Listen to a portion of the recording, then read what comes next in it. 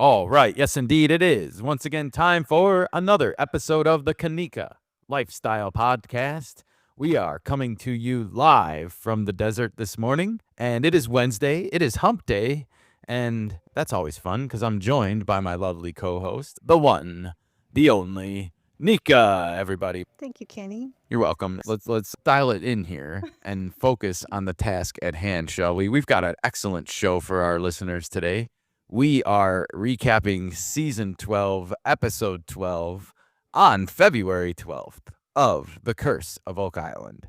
But before we get into it, we hope everyone's having a great week so far. It is hump day, as I mentioned. And it is we're dealing with all the fallout from the Super Bowl right now. And I think it's kind of finally died out of the news, right? You would think with the 24-hour news cycle it would, but I still see some stuff on my feed. So, Well, the halftime show was really controversial this year. That's for sure. It still is being talked about 3 days later. And I guess if you're a marketing executive, that's all that really matters is people are talking about it. That's good, equals good. But if you want to hear our thoughts about the Super Bowl and everything that happened, you can check us out on the Kanika Sports Show, everybody. That is our sports focused podcast. But here we keep it to lifestyle. We talk about food, some diet, some shows, some movies, some gaming, basically everything else outside of the sports world that we partake in our lives. And here we are talking about one of our guilty pleasures, everybody, The Curse of Oak Island. And as I said, season 12, episode 12, last night. Nika, what were your initial thoughts to this episode? well, I would like us to take a moment to reflect on that show. I'm just kidding. We What was interesting about it was the Blair map. Yes, this was something that kind of came up midway through the episode. Well, it didn't. It came up at the very beginning, and I was really taken aback because I didn't realize they were gonna present a new theory. The war room. We had a lot happening right away. Vanessa was in the war room at the beginning. This is the CEO of the digging company that they use. Okay. And if you remember last week, they had kind of talked about like that it's time to dig and it's time to plant a caisson somewhere in the money pit area. They have some targets. They have some good ideas. 5 targets, maybe. Yeah, they have around 5 targets with 7 feet wide caisson to put it into the And ground. so, yeah, that kind of the whole money pit area was basically off limits the rest of the show because they're not doing anything there until they bring this case on in, and that isn't happening yet. But Vanessa basically said, I'm going to saddle up the horses or something, and basically get the drivers and the trucks and all the pieces together for this dig, and that's kind of exciting, right? Yes, because they want to dig to 220 feet depth. Yep, with a caisson of like a 7 to 8 foot diameter. It sounds like. A big So hole. it's, it's a big ass hole, and there's gonna be maybe 5 of them. It sounds like. So Do you think they can sink the whole island because of it? I mean, I think they could possibly create a huge cave in somewhere on there if they dig too much, but Okay. maybe they have to like seal Spread the them out. hole before they dig the next one, and like make. I don't know how long they have to wait in between holes and how close together they are. Well, we're gonna be watching it, so We will be watching, everybody, but like I said, that actually became sort of a footnote for the episode because there was really no more talk about the money pit until the end when we saw the preview for next week's episode, which we will talk about. they did say they have a timetable for a week or 2 weeks before they start bringing the big machinery to start. Well, yeah, and we saw next week that they're going to be bringing this in. Yeah. So Huge tanks. huge trucks, and it looks like it's going to be a big full-scale operation. It should make for some fun television. Yeah. I don't know if they're going to find anything what they're looking for. All right. Well, we also had a little scene of Alex and Katya Drayden. That's her name? Mm-hmm. Gary Drayden's daughter. She is now helping with the efforts on Oak Island with metal detecting because, Gary can't be in 2 places at once, so he needs his mentee, his protege, his daughter, and they were joined by Billy, and they were starting to, I guess, move and expand this area from the little box that they had found previously. This, if you hadn't been paying attention, inside of the swamp area of Oak Island, they found a basically a treasure box underground. It was a man-made square brick structure, and underneath it they found some ancient hooks and some Bricks. other possible hiding contraptions, I guess. It was a very hidey hole for some, It was a hidey hole. That's a good way to put it. and it is in the northern part of the swamp, which has not been explored till now. Right. And this is somebody's land, Anthony Graves. Anthony Graves. This Okay. is his old plot of land, and he was the one that was supposedly spending The Spanish yeah. coins on the island. No one knows where they came from or where he got them, and I don't think anyone's seen any of these Spanish coins either from like somebody that he supposedly paid them with, you know? They have not. They did find some coins. I don't remember if they were Spanish or not. Well, they certainly weren't Spanish silver, and I think they were specifically called Spanish silver coins. Okay. So, nevertheless, we move on pretty quickly because They did find some planks in that area. I was going to get to that. Wow. Rick eventually joins them because, of course, he does. He's got to come and snoop and wonder what's going on. He immediately gets in there with like his bare hands and starts wading around in the mud and basically uncovers some wooden planks that were previously undiscovered. One of these wood structures has a kind of a wood stake protruding from it. So if you can imagine like wooden planks, if you will, and one of them has like a wooden stump, like a tree branch that's clearly been carved and hacked a little bit to fit. It's clearly man-made. It's clearly underground, waiting to be discovered. What is it? They look like wooden stakes. Eventually they do, yes. in the ground. But it's at this point when Rick finds the boards, and I wrote in my notes, there's tons of man-made wooden boards here. Something's going on. They text Laird Niven, who is the Canadian government archaeologist that has to like kind of approve everything that they're doing, so to speak. And he says they need to call Dr. Ian Spooner, to collect some samples for carbon dating. Yeah. And they also found these, like, what Alex calls axed off pieces. There's like tree branches that have clearly been axed somewhere. And this is what they call like a throwaway. Like this was the end of whatever purpose they were using the rest of the branch for. And so it's like a little stump that is like hole on one end and then has clearly been hacked on the other end. And this also goes back to Fred Nolan's area or exploration from 1969. Yeah, he said he found some wooden stakes in the swamp area when he was doing some draining back then.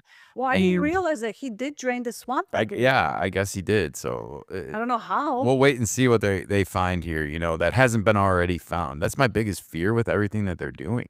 If a lot of this work was already done, like back then even, I know we have modern tech and modern standards, but well, just in case they missed a little chest. Just in case. Yeah, it's... Who knows? It'd still be a great find if they did find anything. Oh, yeah. I mean, even finding this little box, there's no records of them anyone finding that little cubby hole that you talked about a few minutes ago. Little hidey hole? A little hidey hole. All right. Well, yeah, I did write down that Fred Nolan, they did a little history recap, as they sometimes do. And it wasn't the last one that we got in this particular episode because we had to flash back to some previous moments in time to start connecting some of these dots. But after we did leave the swamp, we briefly went to Lot 5 where we saw Craig, Fiona, and Moya. They're getting ready to like sort of expand this shoreline expedition into new directions.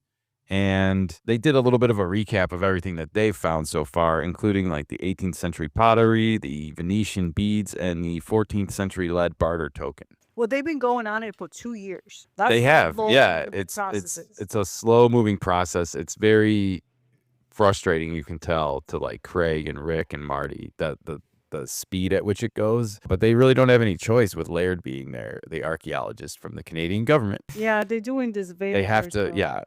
But Rick has always, even before Laird was there, Rick has always been like, we got to go slow and preserve. We got to go slow and preserve. And it's an admirable quality. I'm not going to deny that. It's also been 12 seasons and 12 episodes, and it's been, if you can imagine an accordion and someone takes it and stretches it all the way out and like a cartoon and like keeps trying to stretch it and stretch, like that's what the Curse of Oak Island show kind of is sometimes, you know? And I guess you just hope that as it snaps back into place, when they let go of the ends of the accordion, that there's some kind of fun ending to all of this for everybody involved. I wrote down a note at the end of this sequence, by the way, that Craig said, let's go sifting. And it was really funny, the word like, I don't see Craig being wanting to sift through the dirt too much. It's always Jack in that, because he Yeah. was around that. Yeah, Jack has a much more positive attitude, but as we soon found out, Jack had other things going on this week on the island, because it's after the sifting we get to the heart, I guess, of the episode and what Nika was talking to, which is, I guess, the discovery of a new treasure trove of documents, believe it or not, that could contain some potential clues related to the Oak Island search from many, many years back. And I find this fascinating just because, as we know, this treasure hunt has supposedly been going on since, 1795. That puts this into perspective because the person's notes, he lived from 1866 to 1950. So it's sort of like in the middle of this time period from today to the original. We have this now treasure trove of documents as to what might have been happening here, particularly after the 1930s, I believe, is when a lot of this started happening. And the gentleman whose notes they found is William B. Goodwin. And I wrote down that he worked in his insurance family business and then kind of became a historian slash archaeologist in the Northeast United States Atlantic area, which does fit in with the Oak Island. And you found some more information that he actually went to Oak Island in certain times, right? Yeah, he was there in the 1930s, I believe 36. Okay. And he was really trying to find the Captain William Kidd treasure, the pirate. Interesting. That his theory is based on that, basically, that there is a pirate treasure on that island, and it's not in just one location, it might be in several. Well, do not tell Rick and Marty that, because they'll have to add yet another theory, I feel like, to their list of growing theories about the treasure on Oak Island. But it did kind of say this was that. interesting because Doug Kroll was there. He's like the historian, historian. and he had Judy and Terry DeVoe, I wrote down. I didn't get Judy's last name in time. Sorry, Judy. I'll keep an eye on it because I don't think you're going away anytime soon. But they had this kind of group of 3 that they brought in, and they started talking about basically that they had come into possession or had been able to look at this treasure trove of documents from William B. Goodwin and hunted them down and basically found that he had corresponded a lot with someone named Frederick Blair, who was a known searcher of the Oak Island treasure. And he made sort of I guess, replica of his own copy, like literally before copy machines. He took his own paper out and copied a map that was called the Blair Treasure Map. And so I wrote down that there's a replica in his own notes with possible markers on the island that could lead to a treasure cache potentially. Right. They did have X marks the spot on the map. Now, the funniest part about this that I wrote down was that this is on lot 1. This is on numero uno. And this is on the opposite side of where the money pit is on the island. And I know we're not talking about a huge island here, but it's a pretty big chunk of land. There would be a couple football fields away, It's Sure. not close. Well, they already been working on lot 25, so there's at least 25 lots. 100%. 100%. So there's a lot of land to go through here to comb through, and you see what just they're finding when they show the aerial shots of lot 5, which is where this archaeological dig has been going. You can see how small of an area it is in relation to even just their own surroundings. Right. And it's like, wow, what else is here? It puts it in the perspective.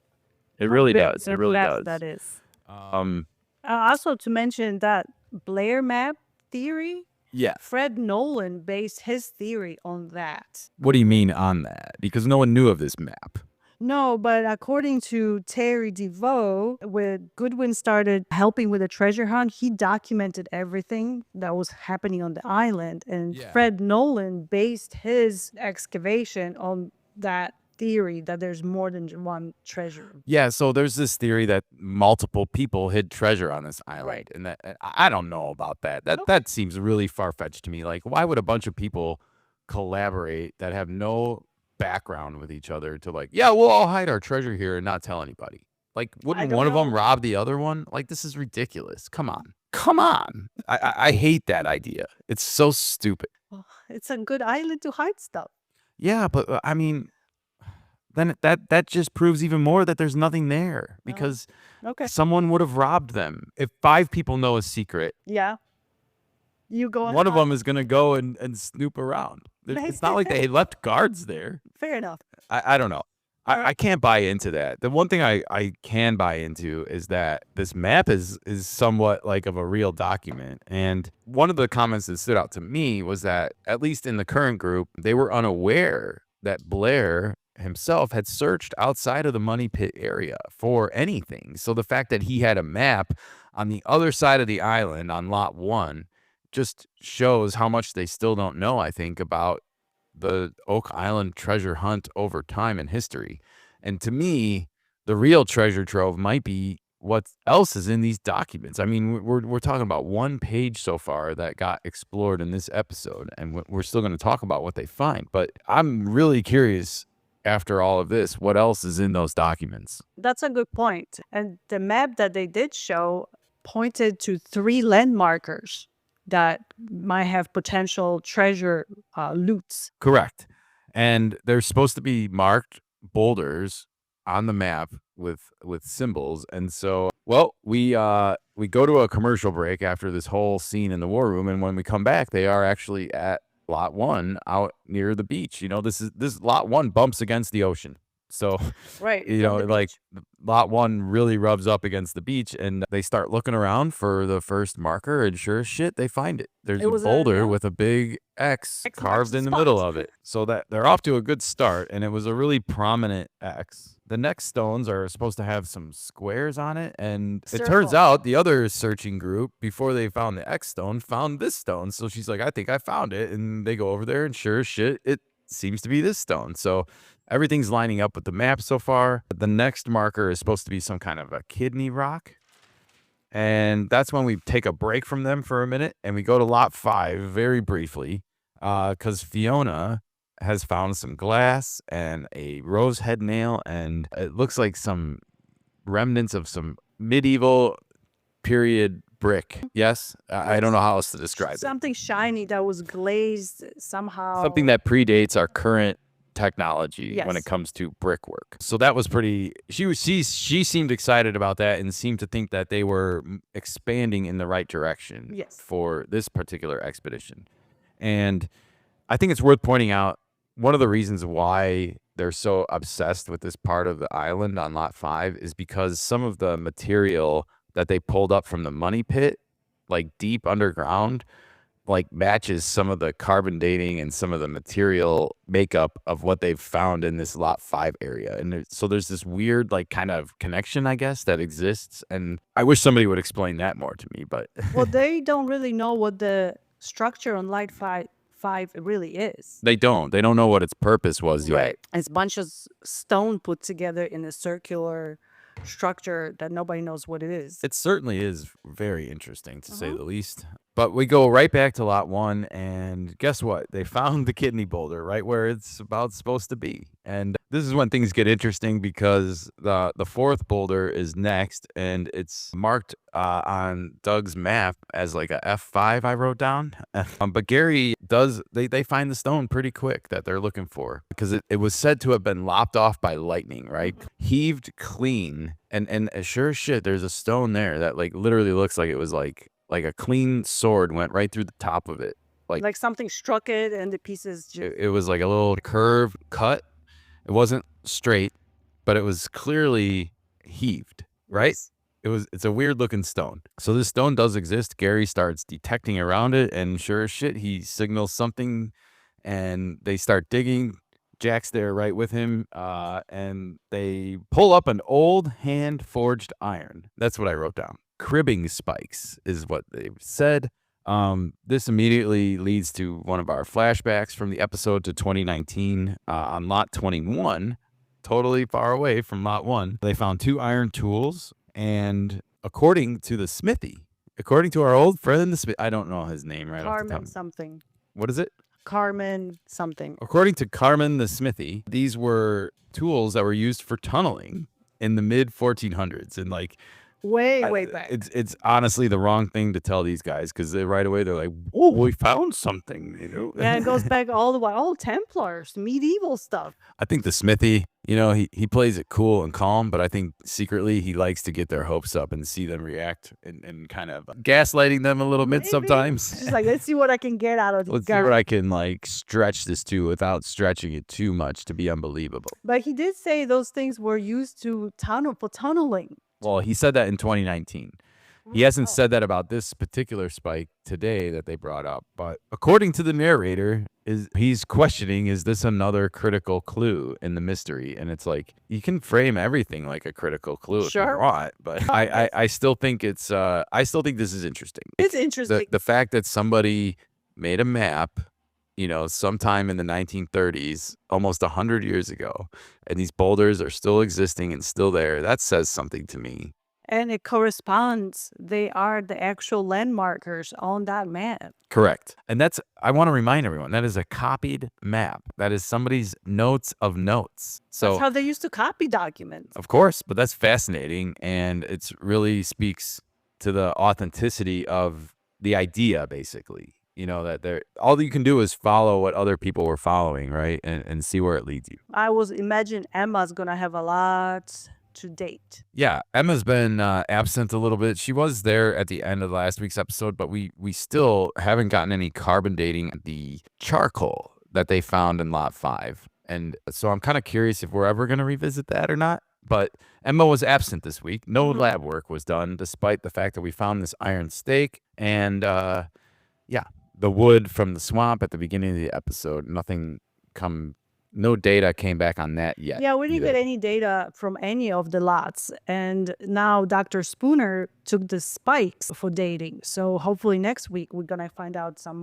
more data when it comes to the swamp. Yeah, and when you say spikes, you're talking about the wooden ones now from the swamp, not the Yes. iron one that we Yes, the found in wooden Lot one. 1. So yeah, to close out the episode, we went back to the swamp, and Dr. Ian Spooner had showed up now and was basically analyzing the new wood planks with the stump that had been sort of wedged through part of them, some kind of marker, some kind of protrusion.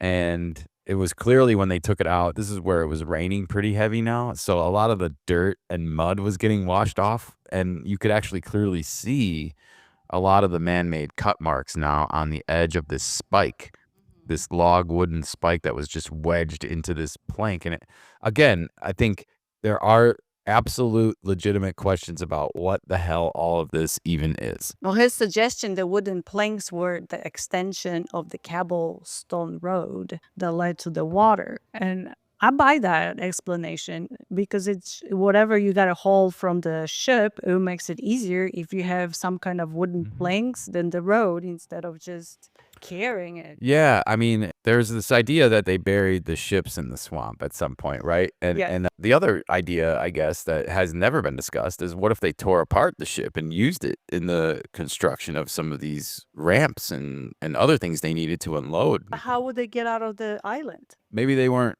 gonna leave. I don't know. Why did they bury their ship? That's true. Maybe they just hitchhiked into Canada and stayed there. I don't know. There's the Templar structure is what, like 50 miles away? Hmm. Something like that.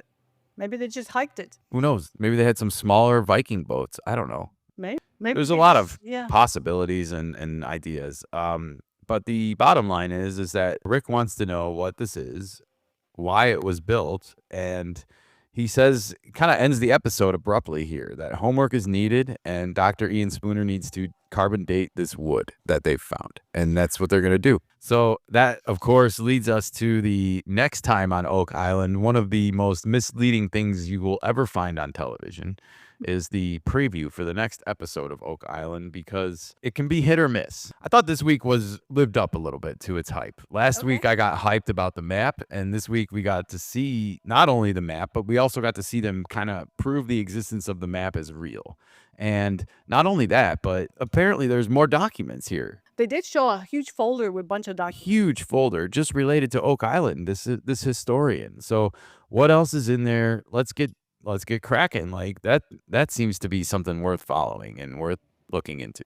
That's a lot of homework to do too, to sift through all these documents. It is. So let's get some researchers hired and let's get it happening, guys. Let's do it. I'll be curious to see what this produces over the course of the rest of the season, because I feel like this document trove is not going to go away. I hope not, because there's a lot of information that we are missing so far. What's in them? Like you said, if the X marks the spot on the map, what else is there? Well, I don't know, but I do know that on the next time on Oak Island, there will be trucks bringing in those caissons. We did see that the big boys were coming in, and that's going to be starting to get constructed, it looks like, on the next episode. They also cut back to the lot 5 because they did find something there. I know. Oh, did I get ahead of I'm myself? getting there, sweetheart. Jeez. All right. You seem, you know what they say, right?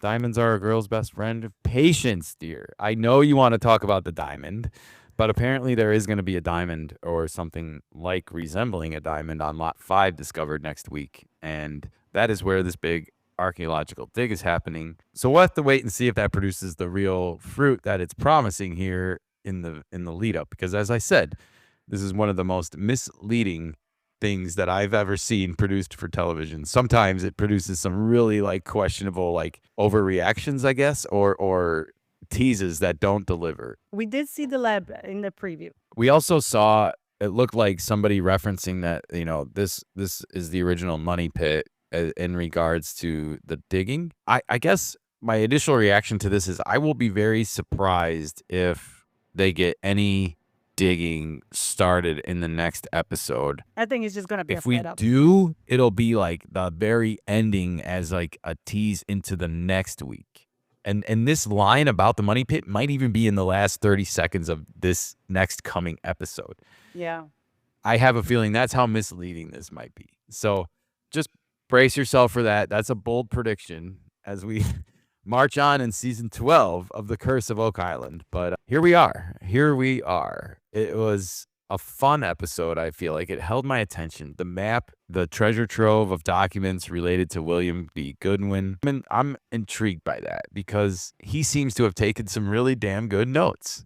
And so let's see what else he documented. The fact that all these notes got preserved and they are still available as a reference point. I pulled him up on Wikipedia just to dig up any background I could on him that wasn't explained on the show. And a couple of interesting trivia things stood out, including that he was the University of Washington football coach from 1892 to 1893. And had a record of 2-4-1, so not the highest winning percentage. However, he also officiated the first transcontinental football game played on Christmas Day, 1899 in San Francisco. Fascinating, huh? Oh, you're talking American football. American football, but this was also before, you're literally a couple years removed from hiking. I don't think the forward pass even existed until 1906, so whatever version of football this was, it was the starts of American football, but it was still more rugby based at this point, and a lot more just here, run, let's tackle it. I'm sure it had rules more than that, but it was more of a primitive game basically. The beginning of American football. Anyways, I find this stuff fascinating, these little connections. He also discovered a number of colonies of beehive huts in North Salem, Massachusetts, the same Salem where the witch trials were held. Colonies of beehive huts that were similar to those built by the Culdees of Northern Ireland. And his discovery led him to theorize that the Irish had also discovered America at some point. That's interesting. I've never heard this in my life before. And I would be very curious as a, descendant of the Mayflower, if there were other Englanders or British Isle countries that were here before the Mayflower. That would fascinate me. Are you talking about predating the Vikings? Yeah, I guess I just don't know why it would be so unheard of if the Pilgrims came here in 1620. Wouldn't maybe some Irish folk have gotten here before the 1700s even? I'm sure they weren't the first and the last to come here. I'm positive about that. But how long after the Mayflower did it take for word to spread that, oh, there was a new colony and New land? new land? And I think that would be very exciting and intriguing to people, especially if they were kind of feeling stuck in life or not happy. Even back then, people were pursuing happiness, believe it or not. And even But though life was a lot tougher, sure, the beehives were never carbon dated, correct? it doesn't say anything about that. So I'm just wondering if some of that could have come over even just then, though, as like a passed down thing. So fascinating and a cool character nevertheless. I hope his notes are helpful beyond what they've shown so far. But the fact that he had this map that was a copy of someone else's map and it actually sort of yielded results, I think is intriguing. And I think if I were in charge of this expedition, I would be like dedicating manpower immediately to like combing through those notes and looking. I want as many eyeballs as possible. I love Doug and trust him, and he gets excited about theories just like Jack. Jack gets so excited about all this stuff, and Doug has that same excitement and passion for it. But I think it's always good to see something that produces results. Oh, absolutely. And the guy that they brought with that map, Terry DeVoe, he went to Connecticut Museum to get those Mhm. documents or the maps or anything that has to do with Oak Island. 100%. So So he did some of the research. no, I know. I'm just I wish they had explained a little bit more about where these documents Originated? kinda how they came into find out about them even existing. Yeah. It was kinda glossed over, if I'm being honest. So I hope there's more explainer about exactly what led them to go exploring for these notes in the first place, because they seem like they're gonna be really helpful. If someone that was looking for the Oak Island treasure in the 1930s was documented this closely, it may explain some of the things they've already found or some of what they're already discovering their existence or it would also be interesting to know what they were theorizing about all this back then, about who they thought left treasure there or whatnot. That might be somewhere buried in those notes. Well, Maybe we will find out eventually. you mentioned the pirate William Kidd, who may or may not have actually been a pirate, according to evidence that was discovered in London years later, but he was accused and hung for being a pirate. I But guess he that's was all a that important. privateer. What's that? But he was a private. He was a privateer. He was then later accused of being a pirate, and he was eventually hung by the crown in the 1701. So, anyways, but his name has come up again, and the one thing that's interesting about him is, according to the records, I mean, he sailed everywhere in the late 1600s for the crown, including North America, the North Atlantic, the South Africa, the West Indies. Like, you want to talk about a guy who knows his shit when it comes to navigating the earth back then. I mean, And he had a free reign to travel all over because he was working for the crown. right, which is eventually why they turned on him, and his political allies turned on him too.